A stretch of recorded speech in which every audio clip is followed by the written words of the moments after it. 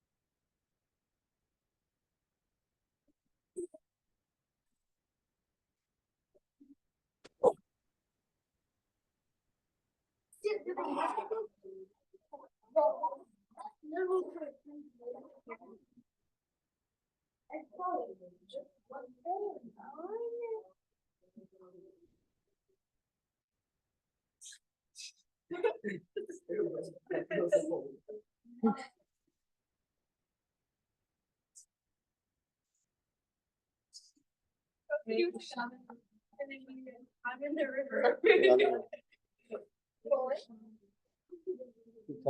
I'm in.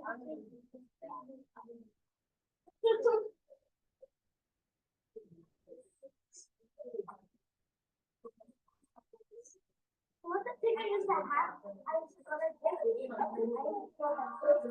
That's me.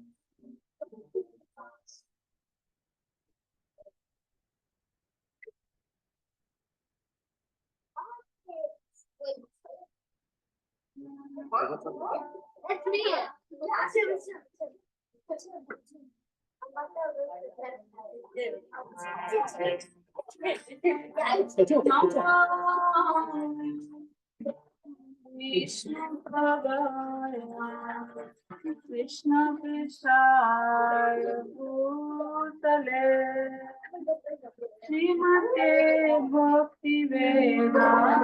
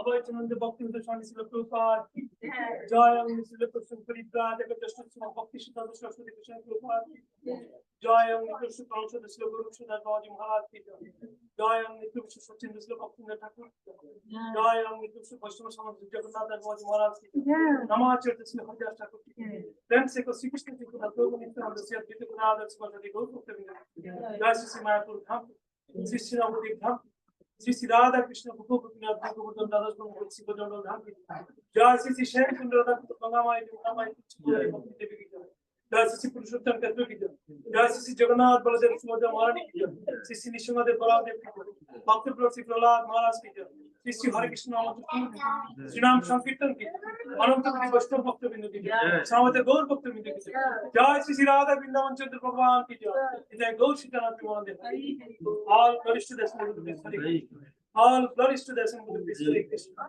All glories to the assembled Lord Hare Krishna. All glories to Sisi Guru and Sisi Guru.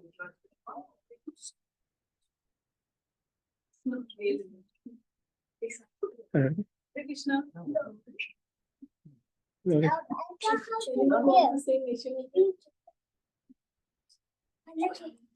Hey, it's okay. It's not really good.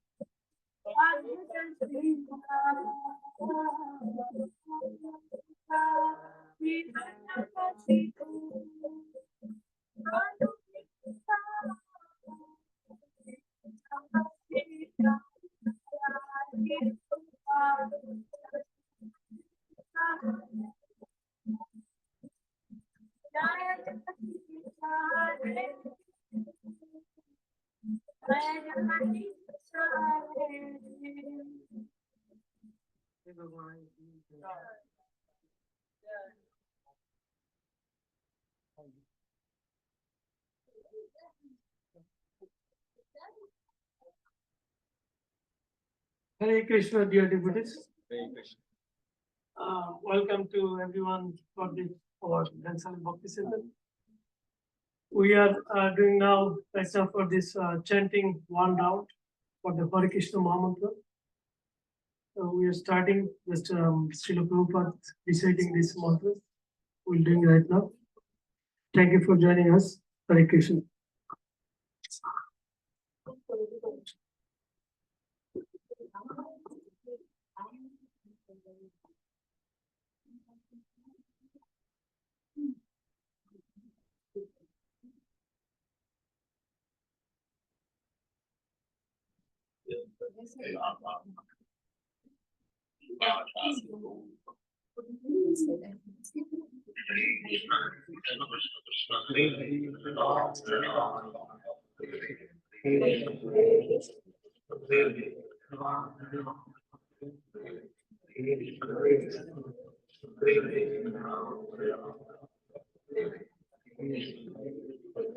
Hare Ram, Ram Ram, Hare Krishna, Hare Krishna, Hare Ram, Hare Ram.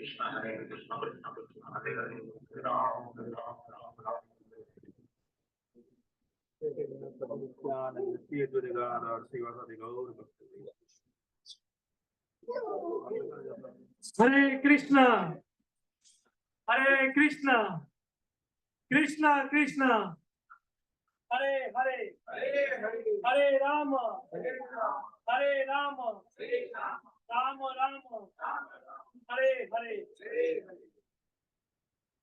Hare Krishna devotees. Now we will starting for this our Bhagavatam discourse. Today's speaker, our very popular and his very excellent speaker. You know everyone, but I also introduce him. His Grace Shyam Kumar Das.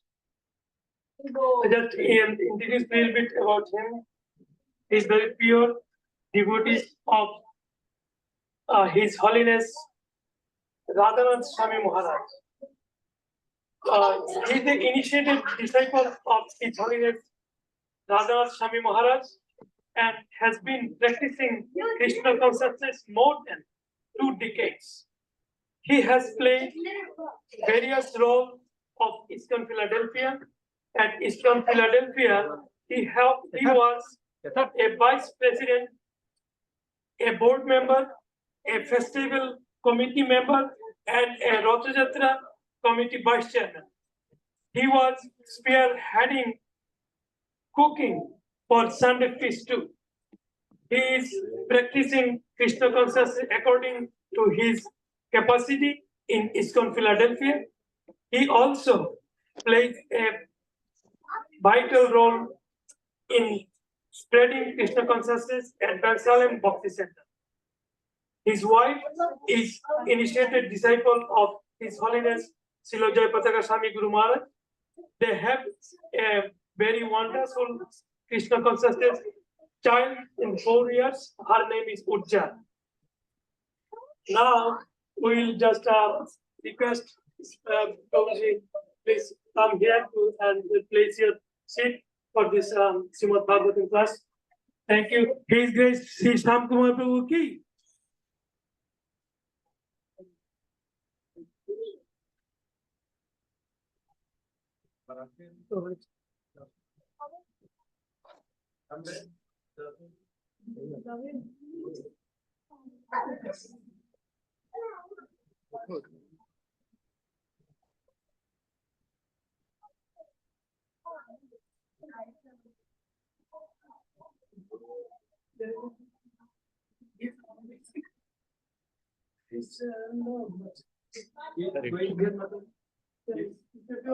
Hare Krishna. Hare Krishna.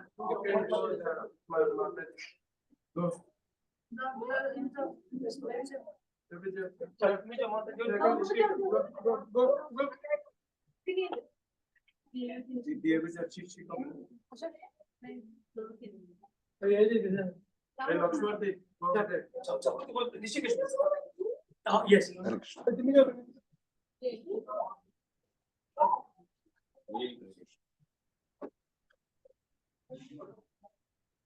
Om Namo Bhagavate Vasudevaya. Om Namo Vasudevaya.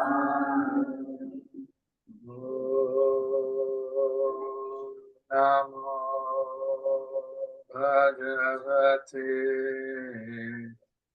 Vasudevaya. Om Namo Bhagavate Vasudevaya.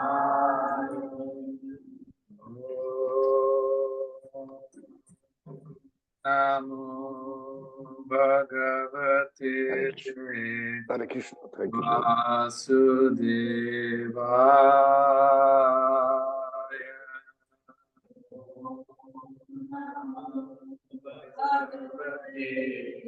Vasudevaya. Narayanam namaskritya naram chaiva narottamam devim saraswatim vyasam tato jayamudiraye nashtaprayeshu abhadreshu nityam bhagavata sevaya bhagavati uttama shloke bhaktir bhavati naishtiki nama sankirtanam yasya sarva papa pranashanam pranamo dukkha shamana namami harim param nama sankirtanam yasya sarva papa pranashanam pranamo dukkha shamanah tam namami harim param nama sankirtanam yasya sarva papa pranashanam pranamo dukkha shamanah tam namami harim param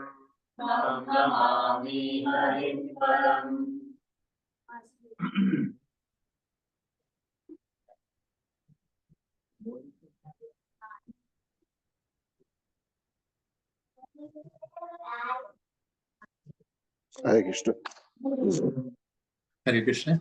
Maybe it's not muted. Thank you all for coming.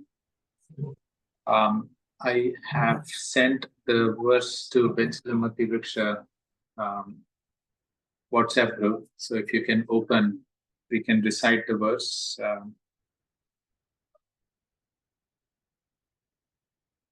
We are reading from Srimad Bhagavatam, verse Canto 1, Chapter 3, text number 9.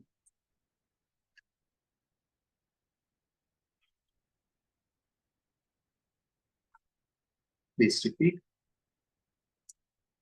Turye dharma kala sarge Nara Narayana Rishi Bhutvatmo Pashamo Petam Akaro Duscharam Tapaha Turye Dharma Kala Sarge Nara Narayana Rishi Bhutvatmo Pashamo Petam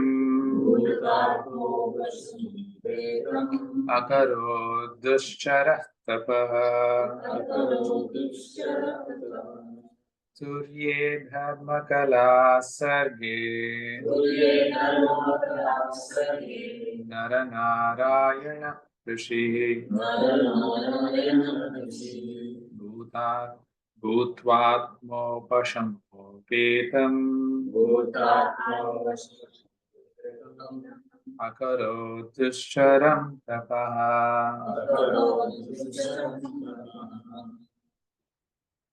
Translation. In the fourth incarnation, the Lord became Nara and Narayana, the twin sons of wife of King Dharma. Thus, he undertook severe and exemplary penances to control the senses. Purport by His Divine Grace, A.C. Bhaktivedanta Swami, Srila Prabhupada ki jai. As King Rishabha advised his sons, tapasya, or voluntary acceptance of penance for realization of transcendence, is the only duty of the human being. It was so done by the Lord himself in an exemplary manner to teach us. The Lord is very kind to the forgetful souls. He therefore comes himself and leaves behind necessary instructions, and also sends his good sons as representatives to call all the conditioned souls back to Godhead. Recently, within the memory of everyone, Lord Chaitanya also appeared for the same purpose, to show special favor to fallen souls of this age of iron industry. The incarnation of Narayana is worshipped still at Badri Narayana on the range of the Himalayas.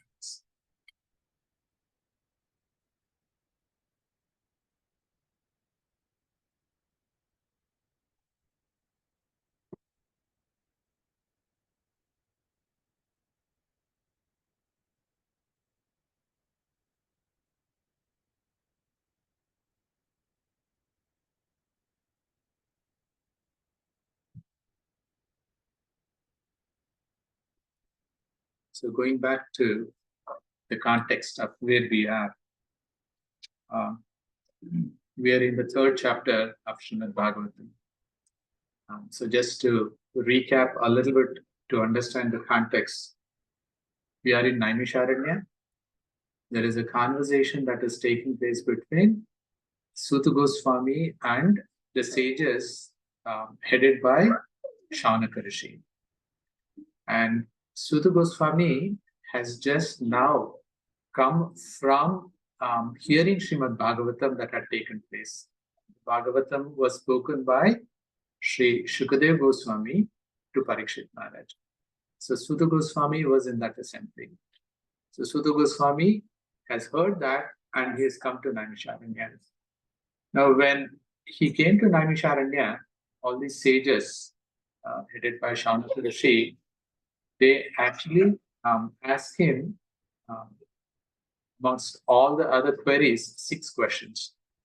So the first chapter we have read, we've read these 6 questions that sages asked. So starting from the second chapter, Suta Goswami has started to answer these 6 questions. So we've seen many of these questions being answered. And third chapter is also continuation of these answers to the 6 questions that sages asked.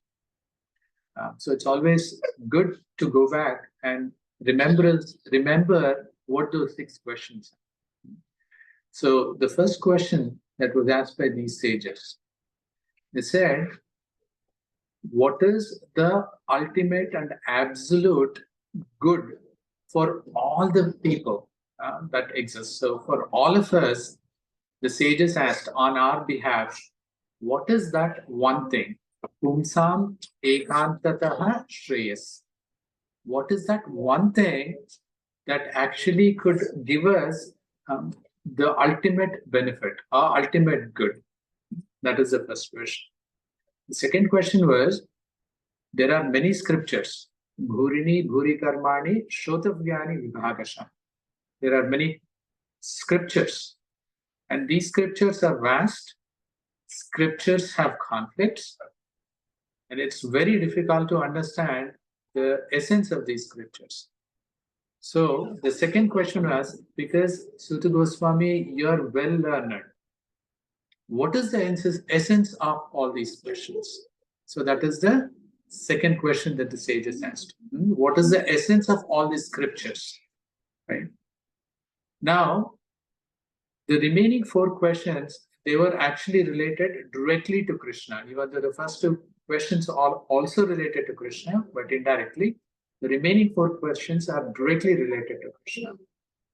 The third question was that Suta, now that Bhagavan Satvatampati, Supreme Lord Bhagavan Satvatampati, the protector of the devotees, has appeared. Devakyam Vasudevasya Jataha. He has appeared as son of Devaki and Vasudeva. Right? Now, please tell us, what is the purpose behind his appearance? That was the third question. So what is the purpose behind Lord Krishna's appearance as son of Devaki and Vasudeva? Fourth question. Now, Krishna, the Supreme God, has many incarnations. So they said, these incarnations are so interesting. We cannot stop hearing about them. Please talk to us. Tell us about all his incarnations. And Krishna has innumerable incarnations. But then, whatever was covered in Bhagavatam is covered, right? So tell us about Krishna's incarnations. Fourth question. Now the fifth question is, Krishna in each one of these incarnations has performed various leelas, activities, pastimes. So please tell us about these pastimes in all these incarnations. Okay, so that is the fifth question. And the last question they asked, now they have assembled in Naimisharanya, and by this time, Lord Krishna has finished up his leela and has left the planet. This is the end of Dwapara. So Lord Krishna has already left. So they are saying, Lord Krishna came to establish Dharma. Dharma samsthapanarthaya sambhava. Now that he has gone back, whose shelter has Dharma taken? Dharma has to be protected. Krishna says, I come to protect Dharma, right? Dharma to samsthapanarthaya also means now that Krishna has gone back, whose shelter? Dharma has taken. So these are the 6 questions. Now, the second chapter, Suta Goswami begins answering these questions. So he's answered a good number of these questions, especially in the third chapter that we are in currently. Now, the third chapter is talking about question number 4 and 5. Question number 4 specifically about what different incarnations the Supreme Lord has taken. Avatara, different incarnations. And then the number 5 is what activities has he performed? So Leela. So Leela and Avatar, these are covered in this 3rd chapter. So far we've seen, we are in verse number 9. So far we've seen the explanation of how the universal creation has begun. Now, for Krishna to come and perform, the universe had to be created. So the description is given where the beginning of the universe is from Karanodakashayi Vishnu. It's called Khazal. Krishna lies down in Khazal ocean, Karana Samudra, right? This is the cause of everything. This is the beginning of everything. So this Karanodakashayi Vishnu, when he is breathing out, universes gets created. When he breathes in, the annihilation of universes takes place from the pores of his body.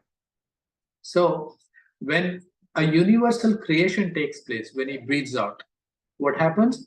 Multiple universes gets created, innumerable universes. Now, each of those universes, this Karanodakashayi Vishnu expands into Garbhodakashayi Vishnu. So it's an expansion, secondary expansion of the Purusha is called Garbhodakashayi. Why? Because when Vishnu expands as the second form of the Vishnu, he enters into each one of the universe. So each universe has a Garbhodakashayi Vishnu. So he enters into the universe, and then the universe is completely empty. So what Vishnu does, he creates an ocean that fills up half of the universe through his perspiration. And that becomes Garbha Udaka. Udaka means water. Garbha means that which can give rise to, that which has potency to give rise to anything, right? And then he lies down on Anantasesha. So that is why it's called Garbha Udaka Shayi. Garbhodaka Shayi. Shayi means one who is lying down. So this Garbhodakashayi Vishnu, when he is lying down on Anantasesh, from his navel a lotus stem comes. And on top of that lotus stem is a lotus flower. And that is where Lord Brahma, who is the secondary creator, appears. So when Lord Brahma appears, Lord Brahma becomes the secondary creator. He is the one that is responsible for the creation of 14 planetary systems that exist, starting from Satyaloka till the Patalaloka. Now, in order for this creation to actually be activated, this Garbhodakashayi Vishnu, he expands into the 3rd Purusha avatar. The first Purusha avatar is Karanodakashayi Vishnu. The second Purusha avatar is who enters into each universe. It's called Garbhodakashayi Vishnu. And the expansion of Garbhodakashayi Vishnu is Kshirodakashayi Vishnu. So this Kshirodakashayi Vishnu is the one that enters into the universe, and the universe's time starts ticking. So that is the beginning of the universe, right? And all the incarnations that we see in this particular universe, they actually come from this Kshirodakashayi Vishnu. So 3 Vishnu's rupas: Karanodakashayi, Garbhodakashayi, Kshirodakashayi. And this Kshirodakashayi Vishnu is the Paramatma expansion in all our hearts, right? So then this chapter described about the different types of avatars that Supreme Lord has. So there are Leela avatars. There is a brief mention. Srila Prabhupada talks about it in the purport. But then as we read about it, the classification is given, what different kinds of avatars. So there are Leela avatars, there are Gunavataras, there are Yuga avatars, and then there is Shakti Avesha avatars, right? All these. Now, the first avatar that they talk about is avatar number 4 Kumaras of Lord Brahma. the four Kumaras, the sons of Lord Brahma. Sanaka, Sanatana, Sanandana, Sanat Kumar. Now these are empowered incarnations of the Supreme Lord. So throughout Bhagavatam, again, these incarnations are talked about. So these incarnations, as with anything else, they can be just Jivatmas, just like us. We also can elevate it to become Lord Brahma or Lord Brahma's sons. Jivatma can become one of these. But when there is no qualified being exists to become Lord Brahma, Supreme Lord himself becomes Brahma. And Brahma is in charge of creation. So he is considered one of the Guna avatars. One of the gunas that is required for creation is what? Rajoguna, passion, right? So that is why he is considered one of the Guna avatars. This way, the explanation has started. So first it is the four Kumaras. Then Supreme Lord himself appeared as Lord Varaha. Varaha avatar is described. After that, Supreme Lord himself also appears as an empowered incarnation as Naradji. That is also described, right? And now in this verse, what is being talked about? Now, Kumaras has talked about the first incarnation, then second is Varaha, third is Naradji. Fourth one, Turya. This is the fourth avatar. Turya means fourth. Fourth avatar is what? Nara Narayana Rishi. These are twins that born to Yama is called also Dharma, Lord Yama, and his wife called Murti. So again, the name is not given here, Murti, but then in the third canto, in the second canto, 7th chapter, there is also a description about various incarnations. So there clearly in Bhagavatam it says, son of Murti and Yama, right? Now, as Srila Prabhupada said in the purport, what is the purpose behind Supreme Lord's appearance? Why he has to appear? Why he has to take avatars? Because Supreme Lord, as we read from the very first shloka, Supreme Lord is what? It says, is Swarat. He doesn't depend on us for anything. He doesn't depend on us for even the pleasure that there is an exchange between devotees. So why Supreme Lord appears? So Prabhupada explained that in the purport. Prabhupada is saying, Supreme Lord appears, takes avatars mainly because he wants to give us an exemplary standard, the golden standard of what we can follow. Now, if we have the golden standard, we may not all follow the golden standard, but then at least there is a standard that we can try to follow, right? So that is the purpose behind behind the appearance, the avatar of the Lord, right? So the second also, not only he appears himself, but at times he sends his devotees. Prabhupada said he sends his good sons, right? Now the purpose is the same. When he sends a Jivatma, the Jivatma is not capable by himself to do anything. So Supreme Lord has to empower the Jivatma, right? So that empowerment happens because the Jivatma has actually surrendered to the Supreme Lord.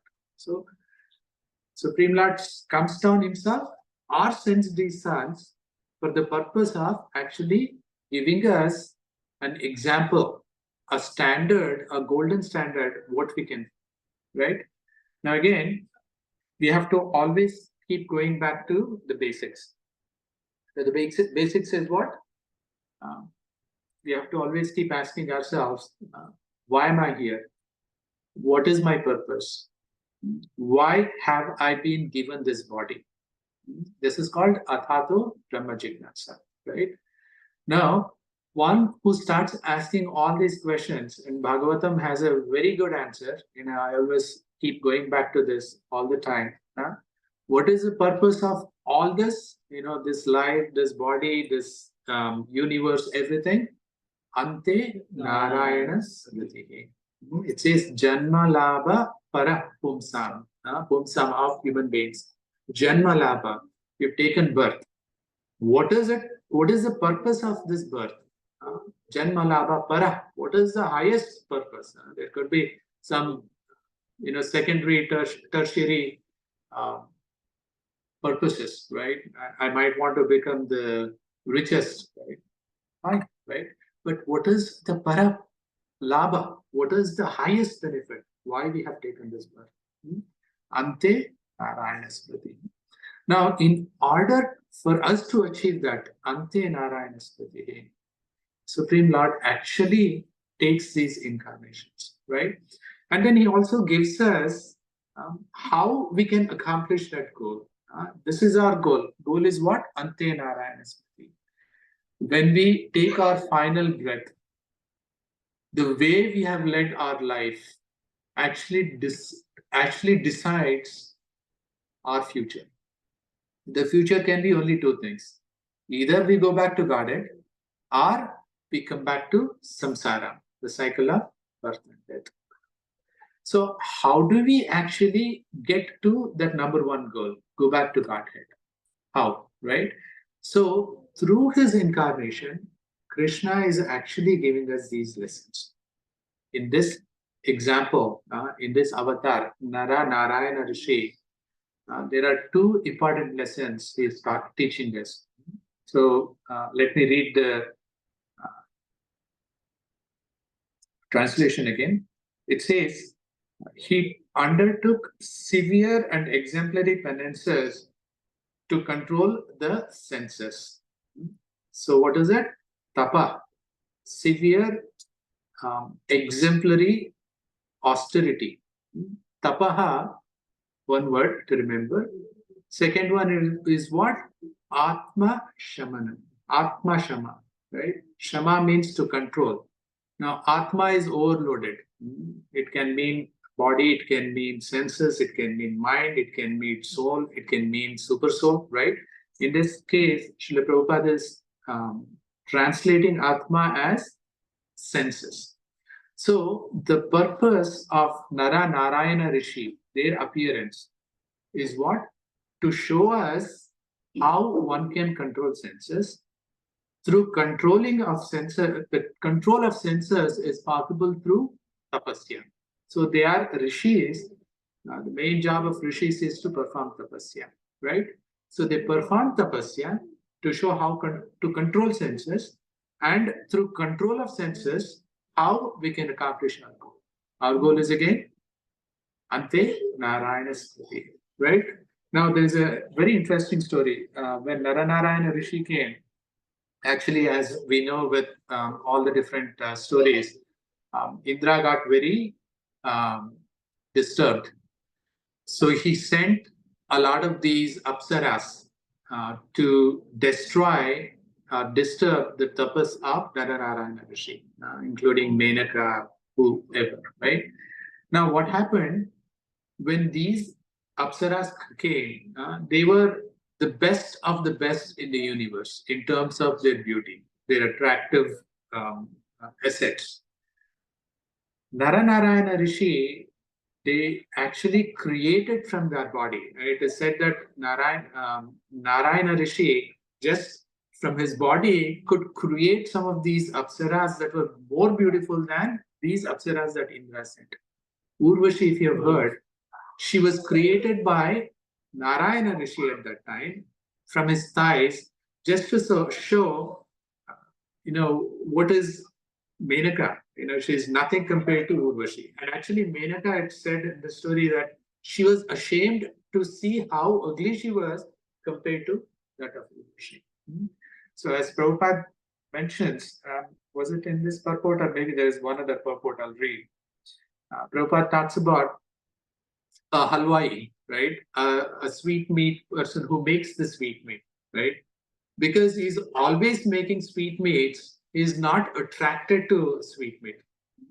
The Supreme Lord, he can create Urvashi. How can his mind be disturbed by somebody that was created by Brahma, who was his secondary creator, right?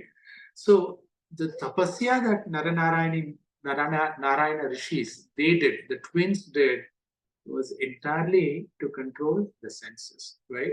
Through control of the senses, one actually can achieve the goal. So that is the entire purpose. Now, it's interesting. In addition to, well, Supreme Lord is so merciful. He doesn't just give us tests without giving us preparatory lessons, right? It's not like it's very unfair, right? If you have a teacher that wants to just give you a question paper and say, okay, you answered this without actually training the child, training the student, right? Now, Supreme Lord actually trains all of us. Supreme Lord has given many venues for us to actually become ready to give us final tests to go back. Srila Prabhupada, there is another purport where Srila Prabhupada is talking about very strongly why, as human beings, we should perform tapasya, what austerity means to us, why tapasya is the only reason we can achieve or accomplish our goals, right? And unfortunately, because the Sanatan Dharma was based on the system of two things. One is Varna and one is Ashrama, right? Now, the Varnas and Ashramas in the modern time, in Kali Yuga especially, have eroded. Unfortunately, because of their erosion, the purpose behind our existence also is lost. So I want to read that purport, a very strong purport. I want to just discuss, just while I'm reading, pay attention. Prabhupada is very strong about some of the aspects.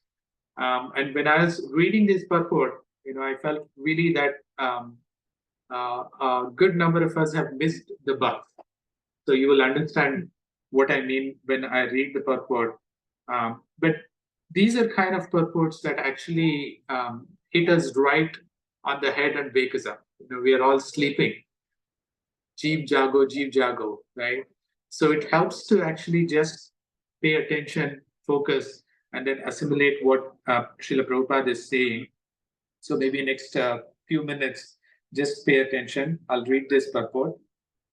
This is from the second canto, 7th chapter, verse number 6. I'll read the translation and then the purport. Translation. And this is connected to Narayana Rishi, the incarnation that we are discussing about today. So the same is again explained here.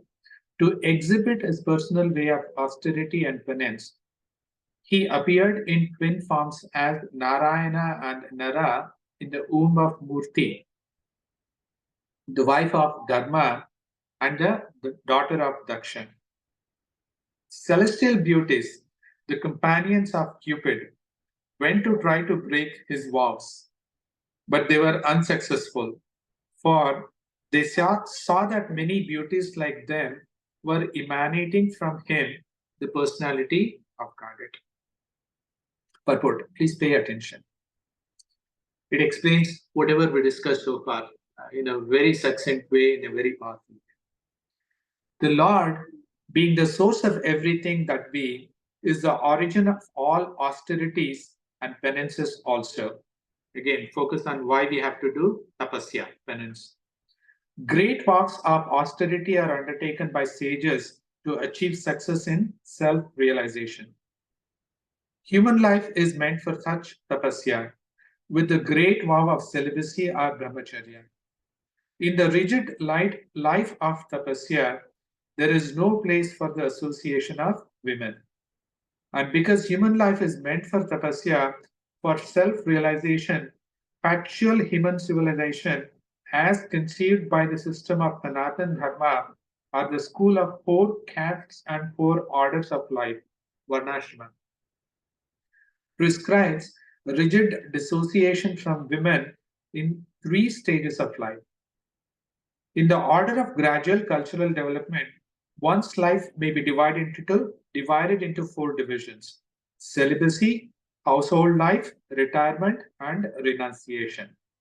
The four ashramas: brahmacharya, grihastha, vanaprastha, and sannyasa.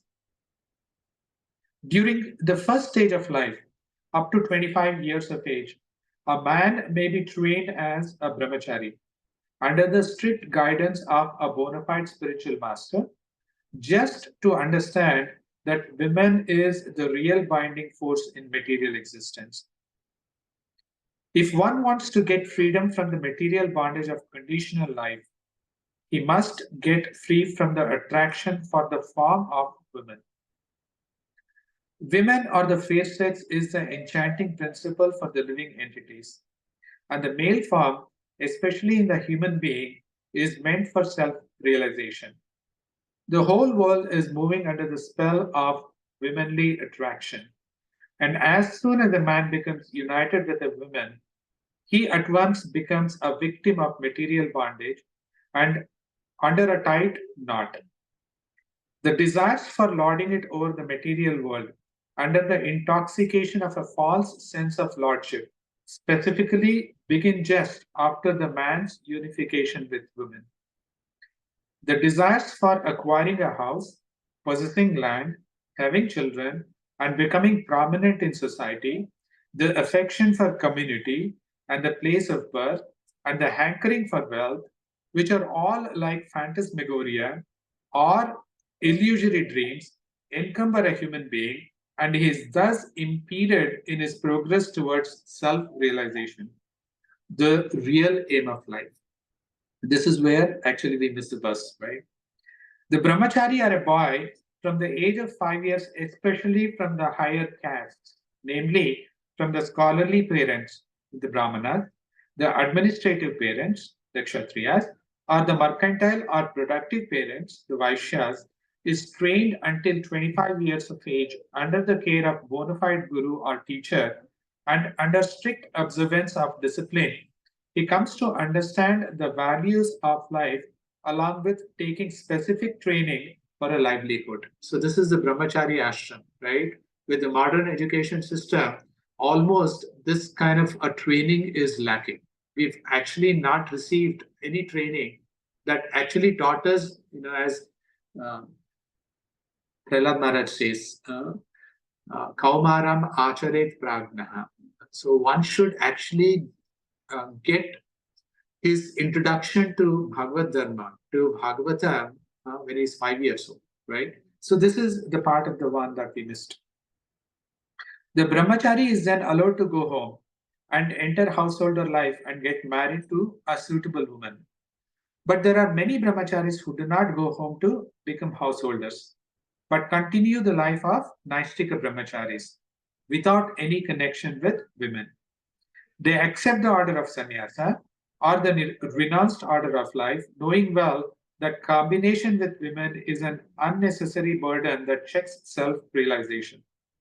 Since sex desire is very strong at a certain stage of life, the guru may allow the brahmachari to marry. This license is given to a brahmachari who is unable to continue the way of Naishtika brahmacharya. And such discriminations are possible for the bona fide guru. Now, grihastashram is not looked down upon in Sanatana Dharma. One should understand it's not that sannyasashram, the vanaprastha or brahmacharya ashram is the only ashram that can actually get one to their goal, right? They're saying grihastashram is as equally important and as suitable for one to accomplish the goal. But one has to follow strictly the scriptural injunctions. A program of so-called family planning is needed. The householder who associates with women under scriptural restrictions after a thorough training at brahmacharya cannot be a householder like cats and dogs. And this is what Prabhupada first referred to in the purport for today. He says, he referring to Rishabdev's message to his sons, where Rishabdev is saying, Nayam deho deha bhajam ruloke kashtan kaman arhate vidbhujamye. Vidbhujam means hogs and cats, hogs, in fact, right? So the animalistic life is they're only on the bodily platform. But a human being, his purpose is what? Tapo Divyam Putraka. He's saying Tapo Divyam. We are given a higher level of understanding only because we have the additional responsibility of of voluntarily accepting austerity. And the purpose is what? For the purpose of going back to Godhead. Such a householder after 50 years of age would retire from the association of women as a vanaprastha to be trained to live alone without the association of women. When the practice is complete, the same retired householder becomes a sannyasi, strictly separate from women, even from his married wife. Studying the whole scheme of disassociation from women, it appears that women is a stumbling block for self-realization, and Lord appeared as Narayana to teach the principle of womanly disassociation with a vow in life. The demigods, being envious of austere life of rigid brahmacharis, would try to cause them to break their vows by dispatching soldiers of Cupid. But in the case of Lord, it became an unsuccessful attempt when the celestial beauties saw that the Lord can produce innumerable such beauties by his mystic internal potency, and that there was consequently no need to be attracted by others externally. There is a common proverb, this is the one that I was referring to, that a confectioner is never attracted to sweetmeats. The confectioner who is always manufacturing sweetmeats has very little desire to eat them. Similarly, the Lord, by his pleasure potency, can produce innumerable spiritual beauties and not be the least attracted by the false beauties of material creation. One who does not know alleges foolishly that Lord Krishna enjoyed women in his Rasa Leela in Vrindavana or with his 16,000 married wives at Dwarka. So, Srila Prabhupada is hitting hard. So, in one sense, a lot of, in one way, some of these sentences could be construed as Prabhupada going against women, or Prabhupada talking people out of Grihasthashram. That is not the purpose. Prabhupada is just highlighting the importance of tapasya, whether one is situated in the Grihasthashram or one is in the Naishtika Brahmachari to Sannyasashram, right? The purpose is how one can actually engage in tapasya. And if you look, even in the material world, we find many examples. It is said before Srila Madhvacharya came, there was a misconception that only sannyasis were actually qualified to go back to Godhead, to get mukti.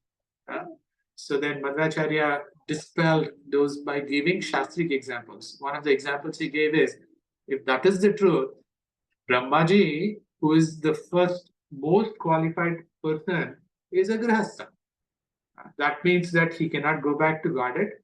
All the scriptures talk about how Brahma, at the end of his 100 years, he goes back to spiritual world. So then, how did Brahma go back? He is a Grihastha. He is not a sannyasi, right? So it is possible for everyone. Everyone has equal opportunity to go back. Only thing is, one has to get into the mode of taking up voluntary tapasya, right? What is our tapasya? Prabhupada gave us our tapasya. What is it? Getting up early in the morning. Brahma Muhurta. It's difficult, but that is our tapasya, right? Chanting minimum 16 rounds of mala on the beats, minimum. That is our tapasya. It's not easy, right? If somebody has to do it day in and day out, it's not easy, right?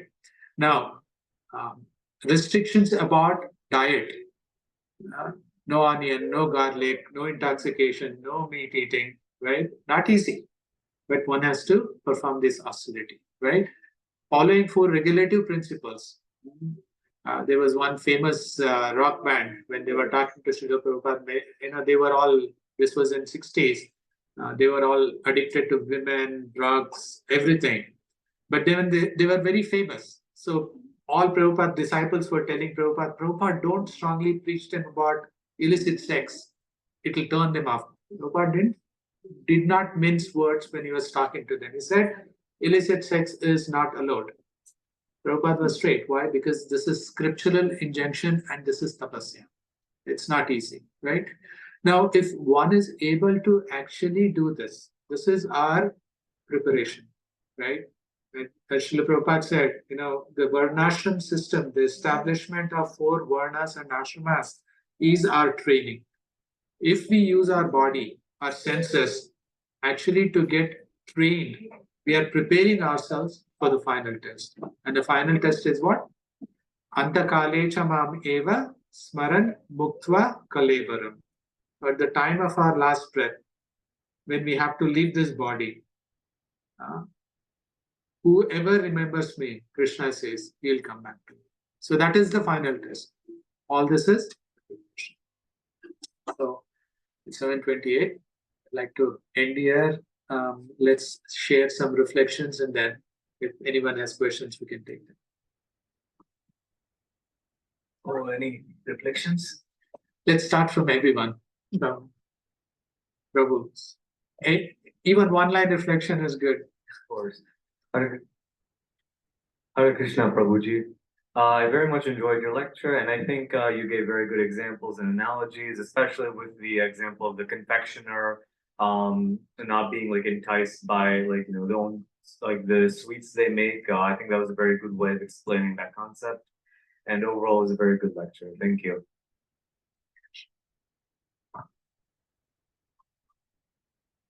Thank you, Prabhuji. Very good description since the beginning to now, and it's remind us and how it's all Bhagavatam went through. It's good, plus Narayan and how all the Vishnu avatars get in. So I have one question. What's the connection between Brahma and Sira Vishnu? We'll come to that first. Thank you. Hare Krishna Prabhuji, very nice lecture, and we just refresh all question about all 6 questions, and all one ashram, and very very good way you explain. So we just enjoy your lecture. Thank you. Makarand.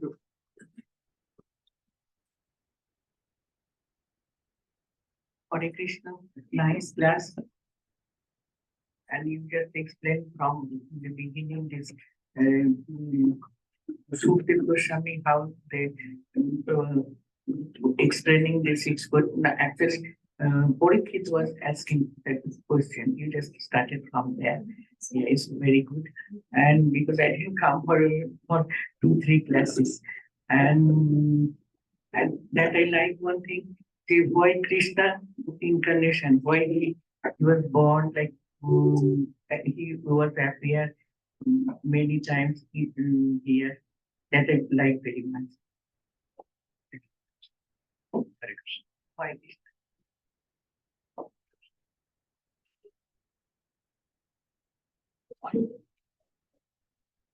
Hare Krishna Prabhu. Thank you for very nice class for the Srimad Bhagavatam. Yeah, Prabhu, the Nara Narayan Rishi. I hear this little bit of the Bhagavatam again, but is it whatever is my understanding in the explaining Srila Prabhupada, Nara means like it's Arjuna, and it's right. Narayan is the Krishna extension, right? Is it correct? Right? Yes. Yeah. Thank you. This is for my benefit. Thank you.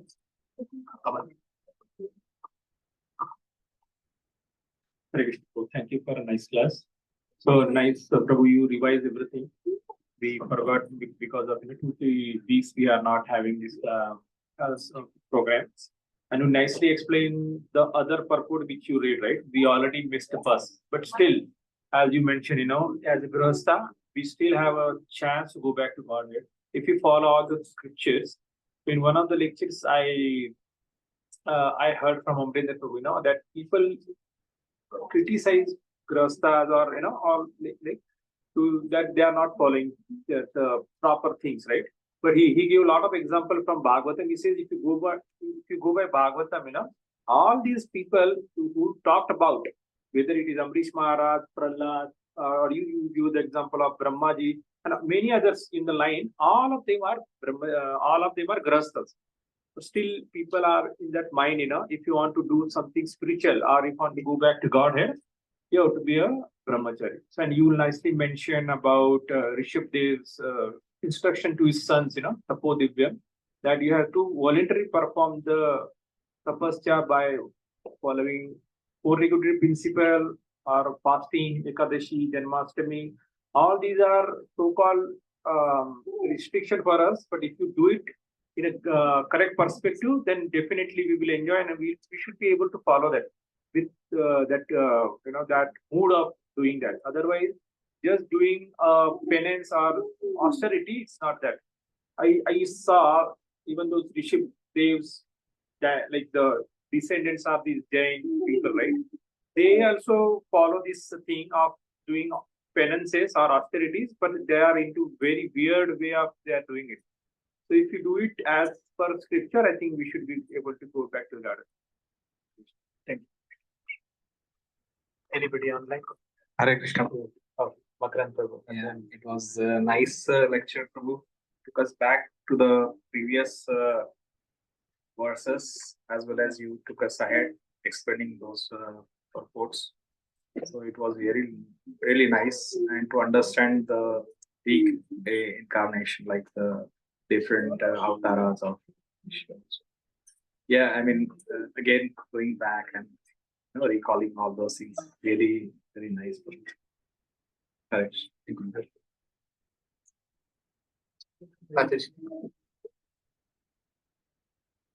Hare Krishna Prabhu, it was very nice class.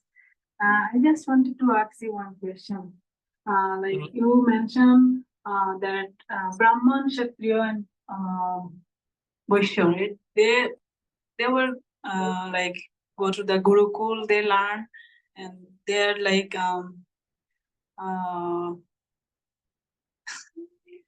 they were used to go to the Gurukul and they were like doing the brahmachari, Naistiki brahmachari, you said for 25 years they strictly follows those rules.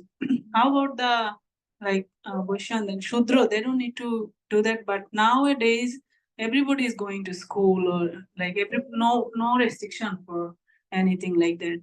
So what do you think about that? We'll come back to that. You have any reflections? Okay. Mataji, let's see if anyone has a question. I think we have two questions. We can let's share reflections online. If they have any, then we can discuss about these two questions. Here, Lakshmi Pati, here, online. Phone. Yes.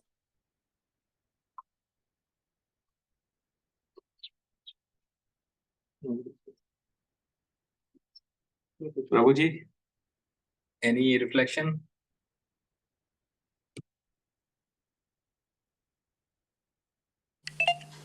Hare Krishna Prabhu, Dandat Pramal Srila Prabhupada. The Sangha Prabhu is here. Yeah. Jai, Shyam Prabhu ki Jai. Shyam Prabhu, it was very nice. You brought out the continuity in towards the current context. So that was very good. And yeah, so I would like to hear more and more incarnations. It's very interesting to know and how it is actually impacting us. That is also very nice. What we have to follow and very nicely explained. Thank you, Prabhu. Thank you. Thank you, Prabhuji. And Prabhuji, thank you for sharing all those your Vrindavan pictures, and it really was very nice. And we actually were like feeling as if like we were there. And you were explaining all those, different temples and how it, how it was formed and all those. Really nice. It is not free, Prabhu. You all have to pay for my flight charges. Okay. You come here, then we will. Thank you, Haribol. So we had anybody else online? No? Okay. So we had Prabhuji's question first. So his question is, what is the relationship from Kshirodakashayi Vishnu to Brahma, Lord Brahma? So Kshirodakashayi Vishnu is an expansion of Garbhodakashayi Vishnu. And then there is Shweta Dvipa. If you remember, Lord Brahma takes all the devatas and Mother, like this is before Krishna's appearance. Mother Earth takes the form of a cow. They go to the banks of Shweta Dvipa and then they pray, right? So that is where Kshirodakashayi Vishnu resides. And then this Kshirodakashayi Vishnu is the one that expands and is the Paramatma expansion in each and every one of us. So he is also in the heart of Brahmaji, right? And all the, as I mentioned, all the other incarnations that we see, Matsya, Varaha, Kurma, whoever, they actually emanate from this Kshirodakashayi Vishnu. Yeah, there is Bhaktidatri Mataji. She had another question. Mataji, can you hear? Bhaktidatri Mataji? Okay, so Bhaktidatri Mataji's question is, okay, let me see if I summarize it properly. So there is Brahmana, Kshatriya, and Vaishya, and then Shudra, the four Varnas, right? So basically, even Prabhupada had mentioned in the purport about only three of these Varnas, Brahmana, Kshatriya, and Vaishyas, going to Gurukul and then getting educated. That was the Varnashram system, right? Now, Mataji's question is, what about Shudra Varna? And then when it comes to Kali Yuga, everyone actually goes to school. But then now the Varnashram system doesn't exist as it existed before. So with reference to the qualification that is required for one to go back to Godhead, everyone is equal. Actually, in Mahabharata, when Bhishma Dev is giving Dharmaraya, he's in Shanti Parva and Anushasana Parva. Anushasana Parva is where he is speaking to Yudhishthira Maharaj about how Yudhishthira Maharaj has to rule the kingdom because he was going to become the king, right? So during that time, Yudhishthira Maharaj specifically asks him, like, how do I see these Varnas having different grades and how do I have to manage them?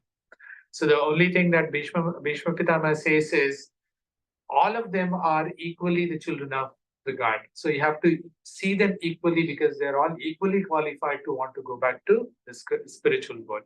So everyone has equal opportunities. Now, in terms of why they were not being imparted the Shastric training, right? Mainly, why they were not given Shastric training. So one of the explanations I've heard is, if you have, say, Hitler, right? Giving Hitler atom bomb is a very bad idea because he by himself is not qualified, right? But generalization is not the mean. But then, one of the ways the things were looked upon was people that were qualified were only given what they could actually use because these were very powerful weapons. Like, Gayatri Mantra, it is said, is the mantra for Brahmastra. Like one who has achieved complete perfection in Gayatri Mantra, he actually gets qualified to use Brahmastra, right? Just like an atom bomb, right?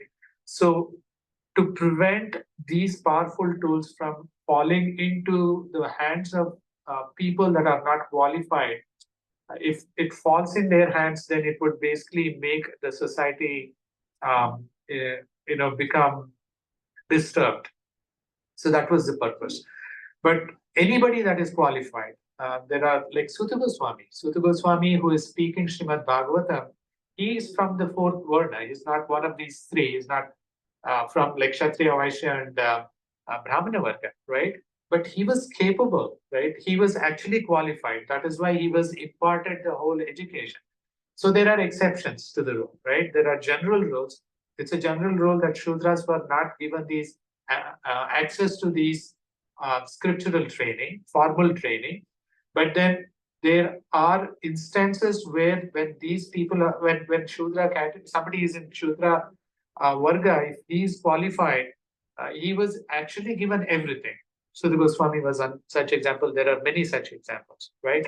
And the modern times, Kalau Shudra Jayate, it is said like all of Kali Yuga means, they have lost actually all the connections to the Sanatana Dharma in one way to speak.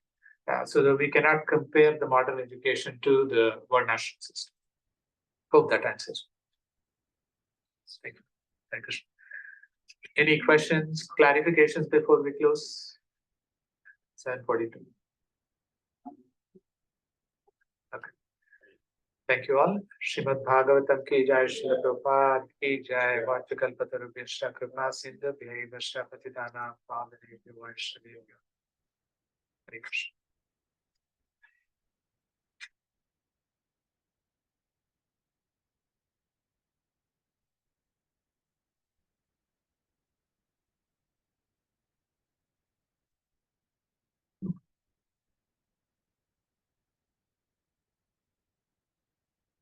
Thank you, Shyam Prabhu, for this very nice class today for the Srimad Bhagavatam.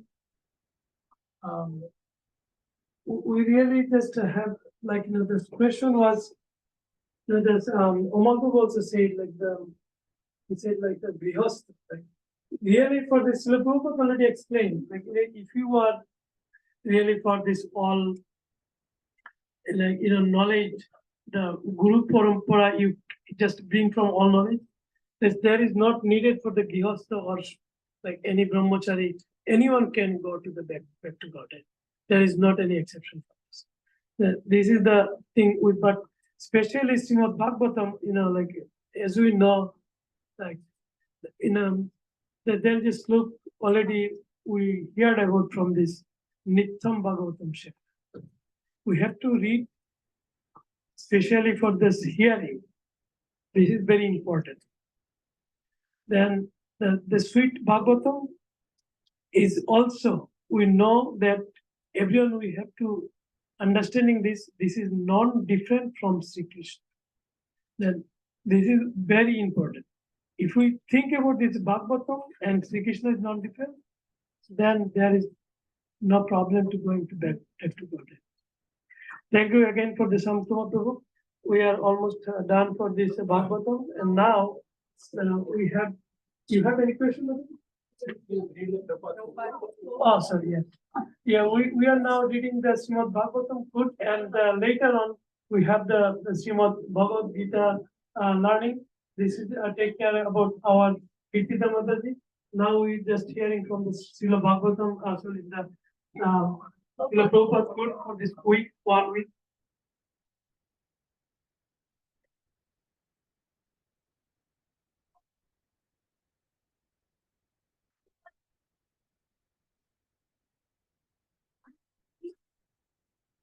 Srila Prabhupada's quote for the week. November 23rd. There is only one Guru, Krishna, the Supreme Personality of Godhead. So those who simply repeat his words, they also become Guru. But of course, a Guru never thinks himself as being God. He only thinks himself as a servant of the servant of the servant. November 24th. To the sincere devotee, the ocean of Maya is easily crossed by the cool breeze of Krishna's grace. This is our business to submit to Krishna's desire to have us back with him in the eternal sky of Krishna Loka. November 27th. The governing principle of our activity should be to do what is favorable for pleasing Krishna. November 28th. Fate can be changed by Krishna consciousness, Krishna says. I shall give you protection from all the resultant action of your sinful life. That is fate changed. When you surrender to Krishna, he takes charge of squaring up all your sinful activities and their reaction. Surrender to Krishna, then your fate is changed. November 29th. Any work that is performed by a devotee in Krishna consciousness is never work on the material platform, although it may appear to be so. November 30th. If you do not understand somebody, how can you love him? Love is far, far away. But Chaitanya Mahaprabhu is so kind that he is distributing Krishna prema. Take anyone, come on. Jai Srila Prabhupada ki jai.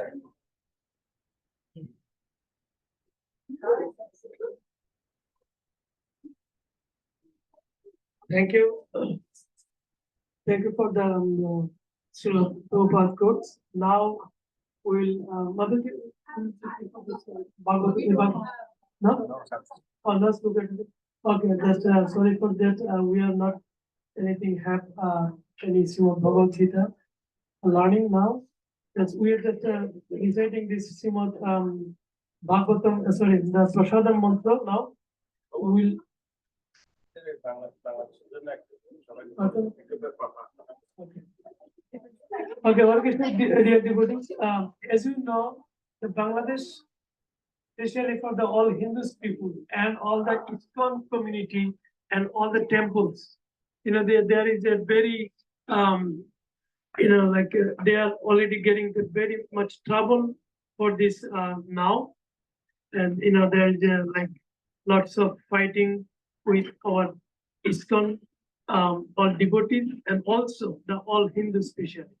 Then this is the reason we just trying to for the praying Lord Nishingadev, and also we can chant 3 times Hare Krishna Mahamantra for their protection.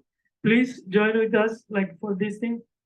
Hare Krishna, Hare Krishna, Hare Krishna, Hare Krishna, Krishna Krishna, Krishna Krishna, Hare Hare, Hare Hare, Hare Rama, Hare Ram, Hare Rama, Hare Ram, Rama Rama, Ram Ram, Hare Hare, Hare Hare, Hare Krishna, Hare Krishna, Hare Krishna, Hare Krishna, Krishna Krishna, Krishna Krishna, Hare Hare, Hare Hare, Hare Rama, Hare Ram, Hare Rama, Hare Ram, Rama Rama, Hare Hare, Hare Krishna, Hare Krishna, Hare Krishna, Hare Krishna, Krishna Krishna, Krishna Krishna, Hare Hare, Hare Hare Rama, Hare Ram, Hare Rama, Hare Ram, Rama Rama, Hare Hare. Hare Jagat Guru Srila Prabhupada ki. Thank you for reciting the Hare Krishna Mahamantra for all Bangladeshi people especially. And now we are reciting for this Prasadam mantra. Mahaprasadam mantra.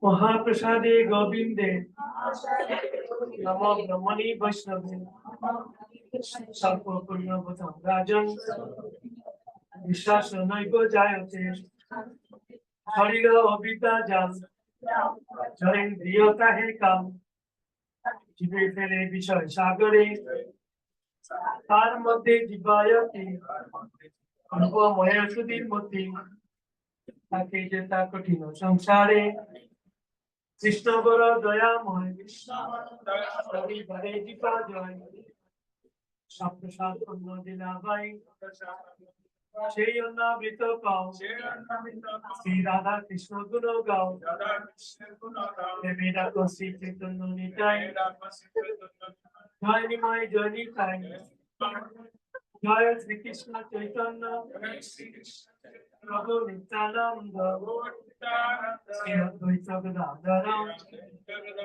Siva Chadi Gaur Bhakta Hare Krishna, Hare Krishna, Hare Krishna, Hare Krishna, Krishna Krishna, Hare Hare, Krishna Krishna, Hare Hare, Hare Rama, Hare Rama, Hare Rama, Hare Rama, Rama Rama, Hare Hare, Rama Rama, Hare Hare. Jai Sri Sri Radha Vrindavan Chandra Mahaprasadam ki, Jagat Guru Srila Prabhupada ki, Jai Sri Sri Hare Krishna Mahamantra ki, Jai Gaur Siddhartha Mandir Hari. Thank you for all. Hare And then, yes, I don't know.